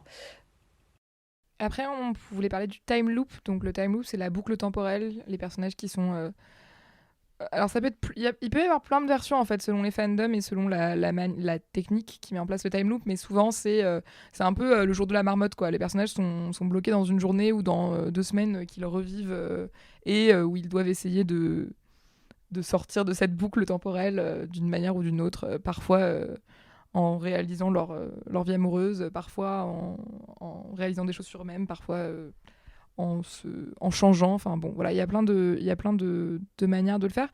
Je sais pas si vous en lisez beaucoup des time loops ou pas. Moi, j'ai l'impression que toutes celles que j'ai lues étaient souvent très angsty. Enfin, c'est un peu le truc de un peu les star-crossed lovers, quoi. Genre les amoureux qui sont perdus dans une boucle temporelle et qui n'arrivent pas à se retrouver, qui n'arrivent pas... Enfin, ça peut donner des choses assez chouettes de voyage temporel après qui se mêlent avec tout ça.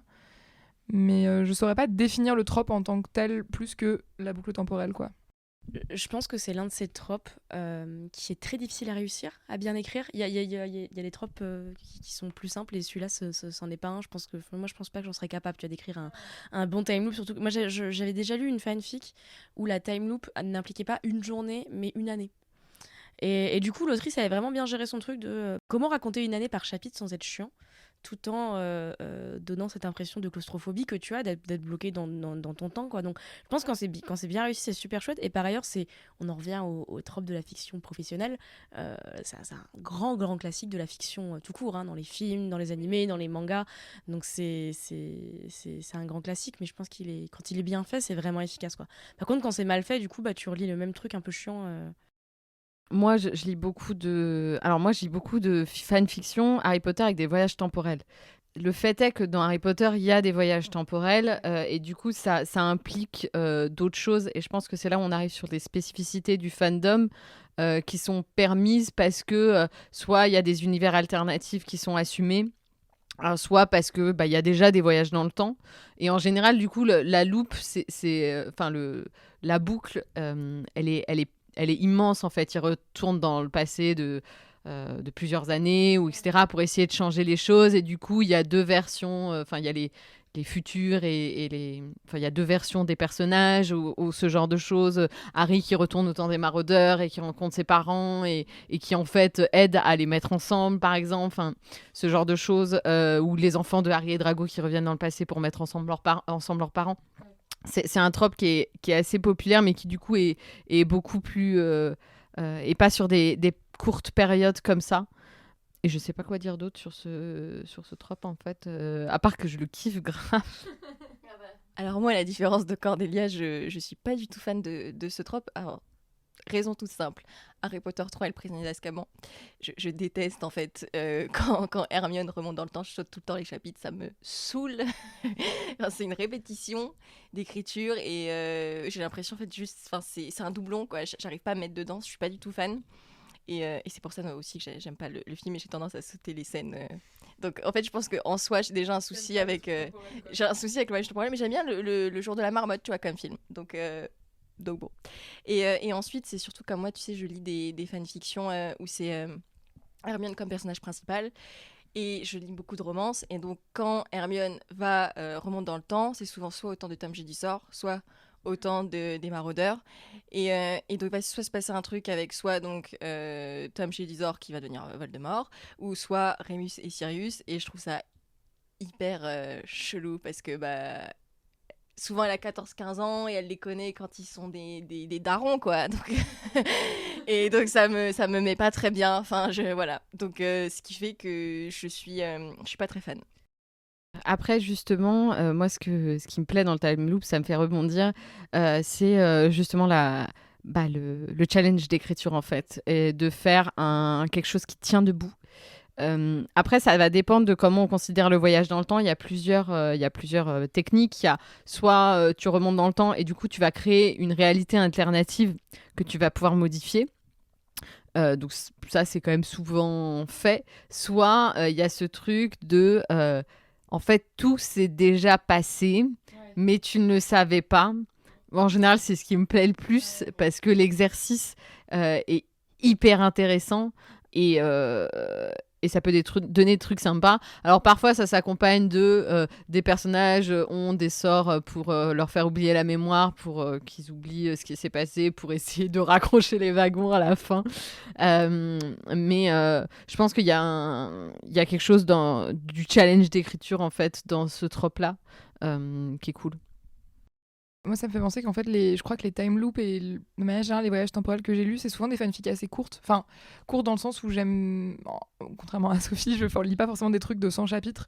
Moi, j'aime bien des fanfics qui font quelques chapitres, voire un OS, mais parfois des OS qui sont très longs. Tu vois, l'OS qui fait bien 20 000 mots avec tu vois pas le curseur dérouler tellement le truc il est tout petit tellement la fanfic est grande, et en fait j'en ai lu quelques-uns comme ça, des OS qui étaient en fait juste un one shot, donc un OS, un one shot, donc un seul chapitre qui est le personnage qui revit ce moment ou qui fait son voyage temporel, et souvent c'est assez en fait c'est drôle parce qu'en parlant je visualise les pages web sur lesquelles je les ai lues, parce que souvent c'est des choses qui sont faites sous forme de vignettes où le personnage vit ce moment-là, et puis ensuite ça passe, hop, il revit le moment, et à chaque fois, et souvent c'est des fanfics qui sont justement très intéressantes au niveau de l'écriture, parce que comme c'est en plus du format court, c'est encore plus contraignant, et donc ça force à faire justement, tu te mets pas à relater tous les événements qui se sont passés dans la même journée ou dans la même année, et en fait, l'autrice ou l'auteur se concentre sur des moments précis de cette boucle temporelle, et comment le personnage peut réussir à la faire changer et tout. Et je trouve que ça donne vraiment des fanfics hyper intéressantes en termes d'écriture, surtout comme ça quand c'est sur du format court, entre guillemets, dans le sens où il n'y a qu'un chapitre, où il y a genre 5-6 chapitres, et c'est plutôt comme ça que j'en ai lu, et c'était assez chouette. Je me rappelle d'une fic time loop que j'avais lue. Je me rappelle plus du fandom, parce que je lis encore une fois beaucoup de fandom.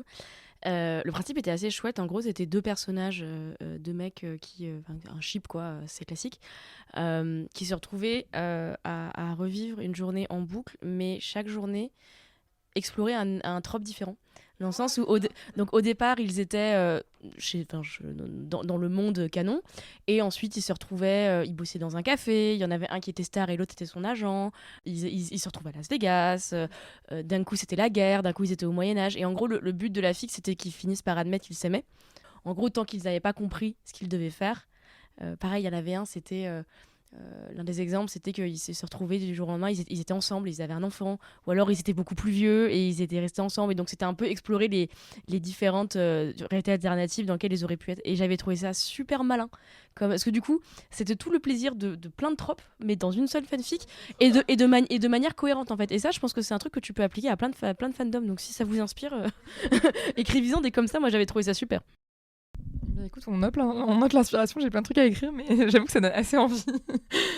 Et donc le dernier, c'est très bien parce que tu nous as parlé de tes personnages qui se retrouvaient dans un café, et donc ça nous permet de parler du dernier trope qu'on avait sélectionné, qui est un de nos préf à Lucie et moi, le coffee chapahu.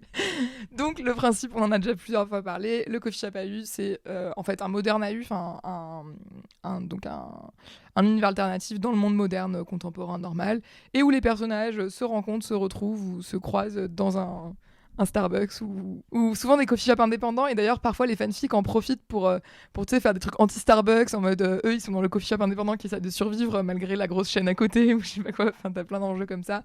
Donc tu peux avoir le client régulier et le ou la barista, tu peux avoir la personne qui ne fait que passer, je crois que t'as aussi, moi j'en lis pas trop des comme ça, mais t'as les baristas qui essaient de mettre des clients ensemble ou des trucs comme ça, il y a plein de variations. Et puis parfois ça peut déborder vraiment dans la vraie vie, parfois ça peut ne se passer que dans le cadre du coffee shop. Et je sais pas, je saurais pas dire pourquoi j'aime autant ce trope, si ce n'est comme disait Lucie tout à l'heure, c'est que il y a ce côté très réaliste. Il y a un peu ce côté, en fait, tu te dis que l'amour peut être atteint au coin de la rue, quoi. Et d'ailleurs, il y a toutes les variantes du coffee shop. Il y a le bookstore a eu, le floriste a eu, tous les commerces, en fait, que tu peux imaginer, où les gens passent un peu de temps. Donc ouais, Lucie, est-ce que tu saurais mieux dire que moi pourquoi tu aimes autant ce trope? Alors j'adore les coffee shops AU, j'en lis tellement. Et parce que moi je trouve que c'est un trope qui est assez riche dans le sens où tu peux... Pour moi le coffee shop AU c'est du théâtre. Ouais. Au théâtre, tu as une unité de lieu qui est la pièce de théâtre et il peut se passer plein de choses. Là c'est pareil, l'unité de lieu c'est le coffee shop, il peut se passer plein de choses. Les baristas peuvent tomber amoureux, les baristas, t'as dit, il y a une vraie diversité. Donc c'est vraiment ce côté-là, ce côté à la fois familier mais en même temps que tu gardes la surprise parce que tu sais pas exactement ce qui va se passer. Je pense qu'on va pas se mentir aussi que c'est un trope qui est très populaire parce que généralement les personnages sont jeunes, donc c'est souvent des étudiants qui bossent à côté ou alors ils commencent à peine à travailler, ils ont besoin de thunes, donc généralement c'est des étudiants qui ont pas trop de thunes, donc c'est très très facile de s'identifier en fait, hein, de se projeter dans ce truc là. Et puis je pense que c'est tout le concentré du moderne AU. Pour moi c'est le moderne AU parfait dans le sens où c'est vraiment sortir des personnages de leur contexte, les placer dans un contexte qui ressemble au tien, mais pas tout à fait, parce que je sais pas où, moi j'ai bossé dans un Quick, tu vois, j'ai pas bossé dans un Starbucks ou un coffee shop. D'ailleurs en France on a beaucoup moins cette culture du coffee shop qu'aux États-Unis ou en Amérique du Nord ou en Angleterre en général, donc pour nous je pense que c'est un petit côté exotique, enfin moi c'est comme ça que je le vis en tout cas. J'ai vécu aux États-Unis pendant 1 an et à chaque fois que j'ai eu des coffee shops AU ça me rappelle mon année, donc voilà. Je m'emporte beaucoup quand je parle de coffee shop AU, mais c'est vraiment ça, c'est vraiment le théâtre, tu vois, l'unité de lieu et qu'est-ce qui va se passer, quoi. Il peut se passer plein de choses et puis ça peut être des fics extrêmement longs comme extrêmement courtes, et je trouve que d'ailleurs les coffee shop AU ont tendance à être assez courts parce qu'au bout d'un moment tu vas pas faire une fic de 100 chapitres qui se passe dans un café, quoi. Challenge accept. Je vais prendre la parole parce que moi j'aime pas du tout le coffee shop AU.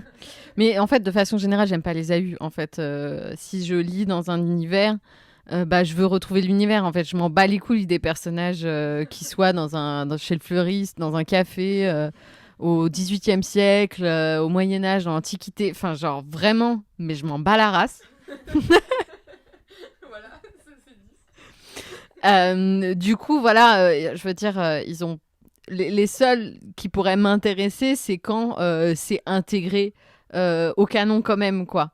Donc je sais pas, j'en ai déjà lu un, tu vois, où Drago bossait dans un café parce il s'est intégré au monde moldu, parce qu'il a plus de baguette, parce que, il y avait un contexte qui faisait que c'était crédible qu'il finisse barista dans un café et que Harry finisse par passer comme par hasard. Mais voilà, c'est un peu les seules exceptions, et du coup c'est pas du tout ce qu'il y a de base dans le coffee shop AU, quoi. Après c'est vrai que je pense que ça va dépendre beaucoup des fandoms.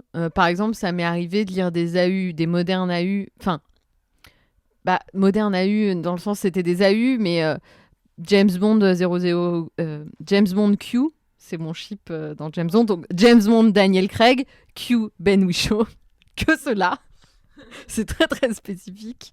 Et là, il y a quelques AU où alors James Bond reste un agent secret, mais Q est pas forcément, c'est souvent un petit mec qui le ramasse comme ça dans un coffee shop, dans un hôtel ou je sais pas où. Ça arrive un peu plus et ça me plaît, mais en même temps, il y a rien d'autre à mettre sous la dent, donc bon. Tu vois, je lis un peu ce que j'ai, quoi. Sur le truc du le coffee shop, mais le personnage garde un peu son truc de base. J'ai un peu ça avec Marvel aussi, où en fait souvent je lis pas mal de coffee shop dans l'univers Marvel, où souvent c'est un personnage, par exemple un Avengers ou quoi, qui reste son personnage, genre Black Widow qui débarque dans un coffee shop, et tu vas avoir un autre personnage qui normalement devrait être un personnage avec des super pouvoirs ou quoi. Alors parfois le coffee shop, la rencontre dans le coffee shop va permettre de se rendre compte que ce personnage a des pouvoirs et que peut-être on peut l'intégrer aux Avengers ou je sais pas quoi.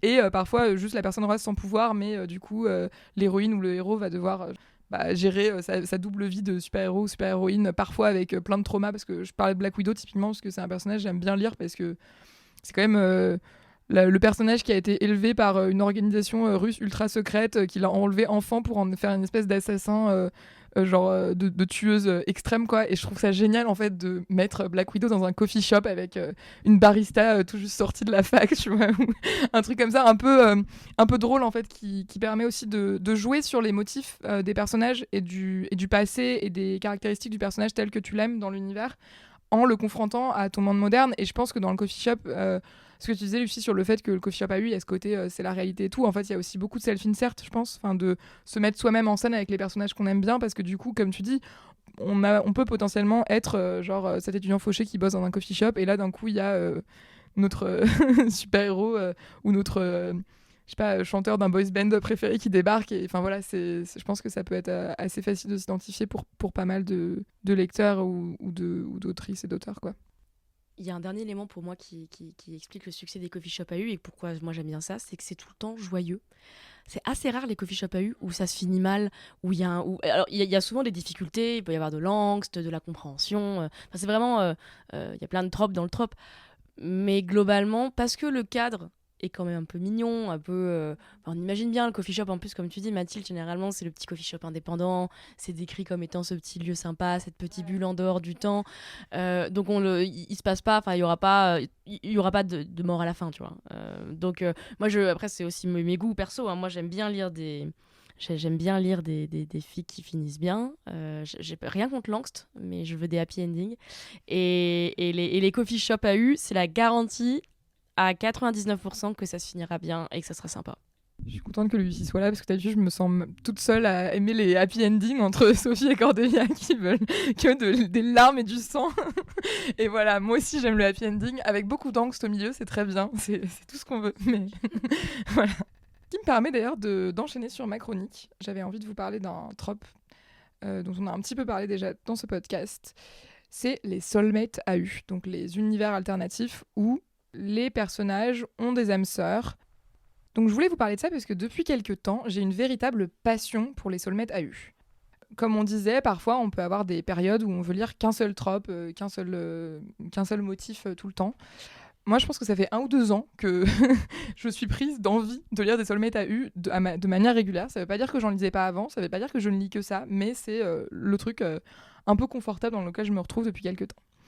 Et alors, je me retrouve à hanter les confins d'AO3 pour trouver les soulmates AU avec mes chips préférés que je n'ai pas encore lus, ou même parfois avec des personnages que je connais pas, mal ou pas, parce que tant que c'est bien écrit et qu'il y a ce qu'il faut de romance et de drama, et d'une manière un peu innovante de faire se rencontrer les âmes sœurs, bah, je prends. Donc le principe du trope des soulmates, c'est que les personnages sont des âmes sœurs, donc parfois le plus souvent amoureuses. Parfois ça peut être aussi des âmes sœurs platoniques, ça peut être, t'en parlais tout à l'heure Cordelia, plus des trucs de magie qui sont liés ou d'esprits qui sont liés, ça peut être lié à des trucs de réincarnation, enfin il y a plein de manières d'écrire les âmes sœurs, mais donc t'as ce principe des âmes sœurs qui ne se connaissent pas, ou en tout cas ne savent pas qu'elles sont âmes sœurs, et finissent par se retrouver et s'identifier grâce à un signal particulier. Honnêtement, il y a presque autant de manières pour les personnages de se rencontrer et de s'identifier que de fanfic, même s'il y a là aussi des sous-tropes, des motifs récurrents qui reviennent. Donc par exemple, il y a le timer, donc ça je crois que c'est inspiré d'un film de SF, où en fait les personnages ont sur le bras une espèce d'horloge qui leur dit dans combien de temps ils vont rencontrer leur soulmate, et le moment où ils se retrouvent face à leur soulmate, le timer s'arrête. Il y a le truc du nom, ça c'est un peu le truc le plus basique, où le nom de ton âme sœur s'affiche quelque part sur ton corps. Alors, il y a plein de versions, ça peut être dès la naissance, ça peut être à un moment particulier de ta vie, ça peut, voilà. Puis ce qui est intéressant, c'est que tu vas avoir les personnages qui, quand c'est un moment particulier de ta vie, tu as ce personnage qui attend des années avant que son nom s'affiche, et donc le personnage pense qu'il ou elle n'aura pas d'âme sœur, et donc ça crée plein d'angst et tout, et c'est chouette. Il y en a un que j'aime particulièrement, c'est le soulmate où les personnages ne voient pas les couleurs tant qu'ils n'ont pas rencontré leur âme sœur. Et ça, je trouve ça génial, parce que du coup, souvent, t'as ce truc où genre, ils croisent l'âme sœur, et là, d'un coup, les couleurs apparaissent dans leur vision, et voilà, ça peut donner des choses assez chouettes. T'as le truc assez basique du tatouage, donc il y a le nom, comme on disait, il y a aussi la première phrase que l'âme sœur va leur prononcer, qui est tatouée sur leur corps. Là aussi, ça peut créer énormément d'angst ou de miscommunication, donc de personnages qui n'arrivent pas à communiquer parce qu'en fait, la phrase, c'était un truc horrible parce qu'ils se rencontrent dans un contexte qui ne va pas du tout. Et moi, j'adore ce genre de fanfic où en fait, le contexte est complètement merdique, et donc la rencontre entre les âmes sœurs est complètement merdique. Et après, toute la fanfic, ça va être faire en sorte que la rencontre donne quelque chose de positif. Donc voilà, parfois j'aime lire juste un petit OS tout simple qui rencontre simplement la rencontre, et j'aime bien regarder comment l'autrice a trouvé des trucs pour rendre le trope que je connais par cœur un peu surprenant. Parfois, je cherche des longues histoires avec du slow burn sur plusieurs chapitres où les personnages se rencontrent, mais ils s'identifient, mais ils vont quand même mettre une 20aine de chapitres à finir ensemble, même si l'univers leur dit qu'ils doivent finir ensemble. Et puis surtout, c'est un trope où on peut mêler plein d'autres tropes, donc la miscommunication, le enemies to lovers parfois, parce qu'il y a des ennemis qui tombent amoureux, le friends to lovers où ils se rendent compte qu'en fait ils étaient destinés à être ensemble, le coffee shop AU, il y a des coffee shop AU, soulmate AU, géniaux. Donc voilà, je pense que c'est d'ailleurs le MCU qui m'a fait tant aimer les soulmates, notamment parce que, comme je le disais juste avant, certains personnages ont des histoires dans le canon hyper complexes, parfois qui s'étendent sur des décennies, Et donc, le fait d'y introduire des bails d'âme sœur peut donner lieu à des variations passionnantes. Par exemple, avec le personnage de Steve Rogers, donc j'en ai déjà plusieurs fois parlé, Captain America, qui a grandi dans les années 20-30 et dans les années 40, il tombe à l'eau, il est congelé et il se retrouve en 2012.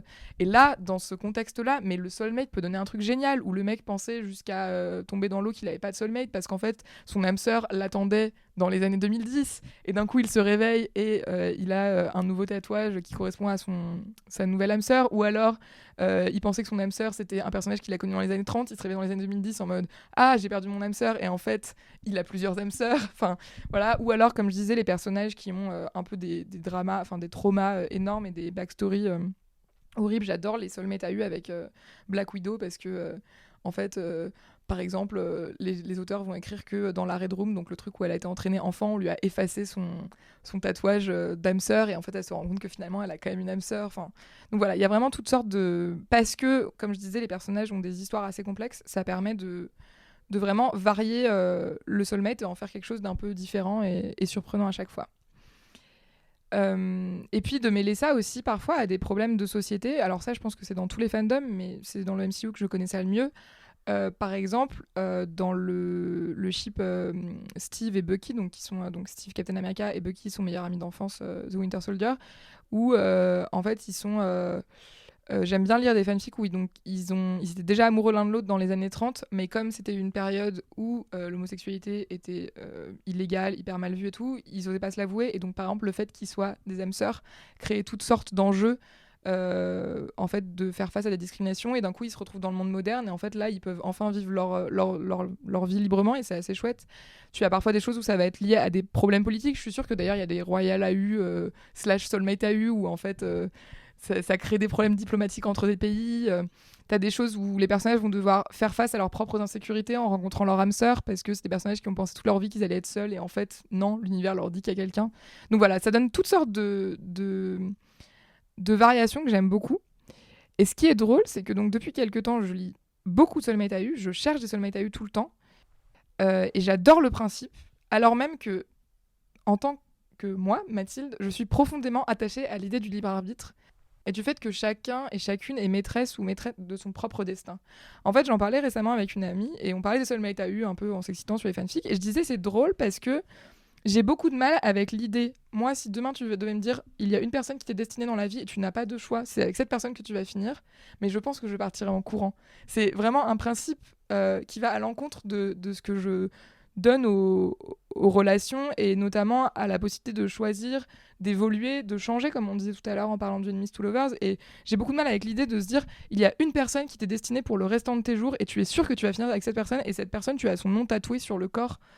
Mais j'adore lire ce genre d'histoire, alors même que je pense que si j'étais une héroïne de fanfiction, je serais sans doute celle qui refuse la personne à qui elle est destinée. Je suis d'ailleurs persuadée que beaucoup d'autrices que j'ai lues, qui écrivaient les Soulmate AU, n'aiment pas non plus cette idée de destin, parce que les fanfics, les Soulmate AU que je préfère, c'est les fics qui jouent avec l'idée de destin, qui s'attardent sur des personnages qui évitent leur âme sœur, qui refusent le destin, qui décident d'aller contre. Il y a des histoires où les personnages terminent avec un autre personnage que celui ou celle à qui ils étaient destinés. Et il y a vraiment des autrices qui s'amusent en fait presque à faire en sorte que le destin des personnages se plie à leur choix, inversement. Il y a vraiment un truc assez fascinant là-dedans. Mais voilà, ça m'a un peu questionnée. Je me suis dit pourquoi j'aime autant ce trope, alors même que je détesterais qu'on me dise ce que je dois faire en matière de relations amoureuses. Mais je pense que la conclusion, c'est un peu ce que Sophie disait tout à l'heure déjà sur les Enemies to Lovers, c'est que finalement, est-ce que les tropes qu'on aime doivent forcément correspondre à ce qu'on aime et à ce qu'on attend de nos relations et de nos romances IRL, parce qu'on parle ici beaucoup de romances. Voilà, Cordelia et Sophie adorent les Enemies to Lovers, mais comme disait Cordelia, c'est pas forcément la réalité de leur vie. Je vous ai jamais vu tomber amoureuse de personnes que vous détestiez jusque-là, et je vous imagine mal faire ça. Moi, j'adore les coffee shops AU, alors que je déteste le café, donc je n'ai aucune raison d'aller dans un coffee shop ou de devenir barista. Mais ça n'empêche que c'est des choses qui nous plaisent, et en fait, dans lesquelles surtout on retrouve un confort. Je pense qu'un trope, plus qu'un choix de vie ou de manière dont tu vis tes romances, c'est un motif confortable. C'est quelque chose dans lequel tu te retrouves, tu sais ce que tu en attends, tu sais ce que tu vas lire. Quand je lis des Soulmate AU, je sais que les personnages vont probablement terminer ensemble, bon, sauf quand c'est Cordelia qui les écrit, mais c'est un autre problème. Mais je sais pas encore comment. Et en fait, si on y réfléchit, c'est un peu ça le principe de la fanfic.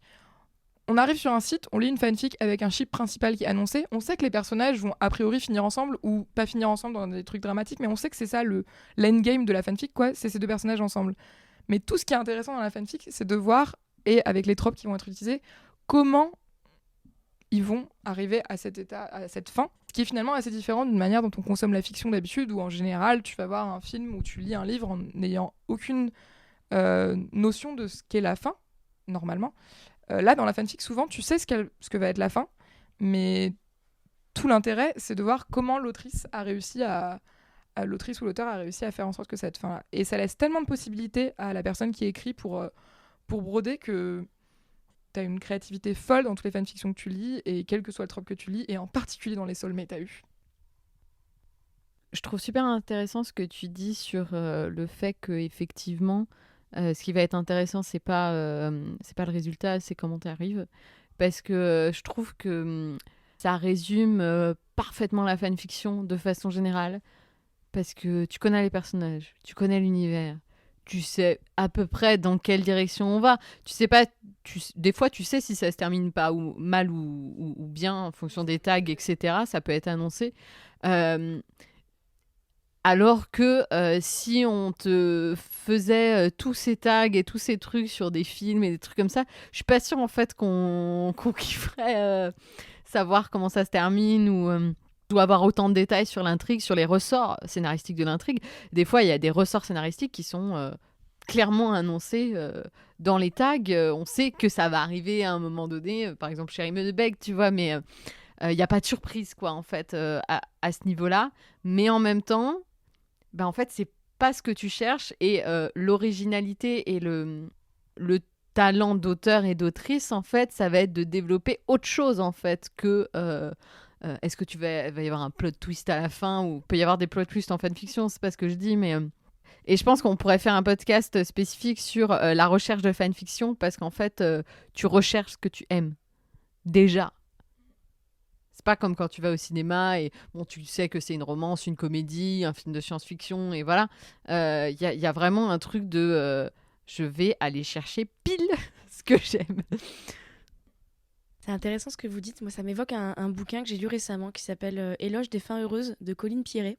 Je vous recommande vraiment sa lecture. C'est un tout petit livre qui, en fait, c'est une éloge de la fiction qui finit bien. Et notamment des sous-genres de la fiction où généralement ça se finit bien. Notamment la romance, les livres pour enfants, ce qu'on appelle la chiclite, etc.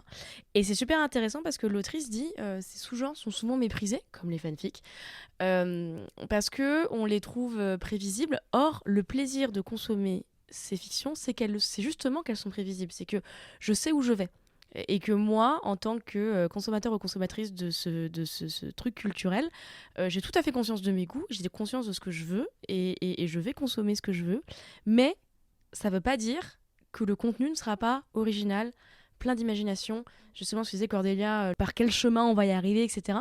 Et voilà, ça m'évoque vraiment ce truc-là. Et je pense aussi que la fic est assez méprisée pour ça, pour ce côté, c'est toujours les mêmes histoires, c'est toujours Harry qui couche avec Draco, ou Harry qui couche avec Hermione. Mais en fait, oui, mais c'est ça le plaisir. Et je trouve que c'est ça qui est intéressant en tant que lectrice et lecteur de fanfiction, c'est que tu sais ce que tu veux. Et tu vas lire 20 histoires de suite qui ne se ressembleront pas, en fait. Et c'est assez rare dans la consommation culturelle de vraiment d'avoir conscience de ça. Et quand je t'écoutais faire ta chronique sur les soulmates à eu, je me disais ça aussi. Je trouve que, en fait, le principe de la soulmate, de l'âme sœur, c'est un truc ultra classique dans la fiction. C'est juste que c'est jamais dit. C'est jamais dit. Alors que là, les ficelles sont très grosses, sont très écrites, et les règles du jeu, on les connaît. Et ça, je trouve ça super intéressant de se dire, on va assumer jusqu'au bout le délire de ils sont faits les uns pour les autres. Sauf que, alors déjà, on va mettre en scène des relations pas forcément hétéros, ça dans la fiction mainstream, malheureusement, c'est quand même encore assez rare. Et puis, on va assumer à fond le truc, quoi. On va dire. Même on a plusieurs personnages aussi. Il y a des soulmates à eu avec plusieurs personnages qui ont plusieurs âmes sœurs, et donc on peut mettre aussi en scène des troupes ou des relations à plusieurs, quoi.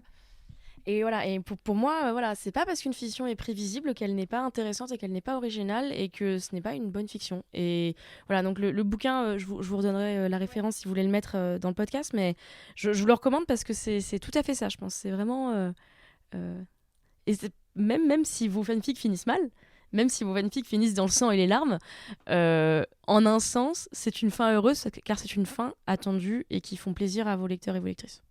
Je pense que ceci va nous permettre de conclure sur le fait que les tropes, finalement, dont on a parlé pendant tout cet épisode, c'est quelque chose de confortable, comme l'est la fanfic en général, en fait. C'est quand même quelque chose qui revient souvent dans nos discussions, c'est qu'on aime la fanfic parce que c'est confortable et parce que c'est familier. Et les tropes, c'est vraiment l'essence même de ça, quoi. Et c'est quelque chose avec lequel on peut jouer et qu'on peut essayer de détourner et qu'on peut essayer de raconter d'une autre manière. Mais voilà, il y a toujours cette idée qu'on va retrouver ce qu'on cherchait, quoi. Et puis du coup, c'est une manière d'apprendre à connaître le monde de la fanfiction, d'apprendre à se connaître aussi, à savoir ce qu'on aime, à savoir ce qu'on aime écrire, à savoir ce qu'on aime lire, ce qui n'est pas forcément la même chose. Et parfois à se rendre compte qu'en fait, c'est ça qu'on adore lire, mais c'est pas du tout ça qu'on veut dans notre vie.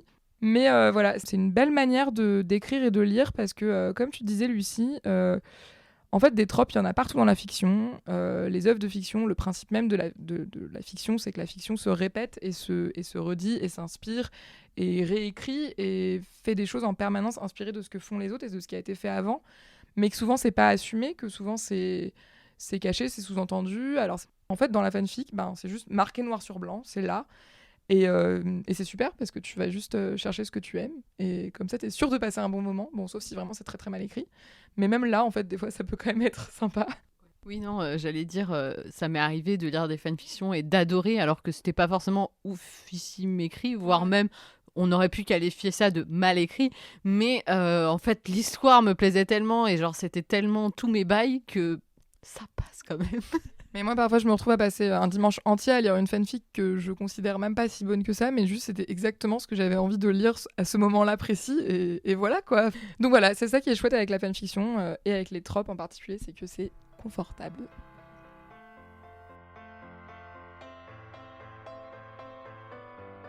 Ce sera tout pour aujourd'hui. Merci d'avoir écouté cet épisode de Disclaimer. Si vous aimez le podcast, n'hésitez pas à en parler autour de vous, à le partager sur les réseaux sociaux et à nous le dire avec des étoiles et des commentaires, par exemple sur Apple Podcast. Sur ces mots, je vous dis prenez soin de vous et à bientôt pour un prochain épisode de Disclaimer.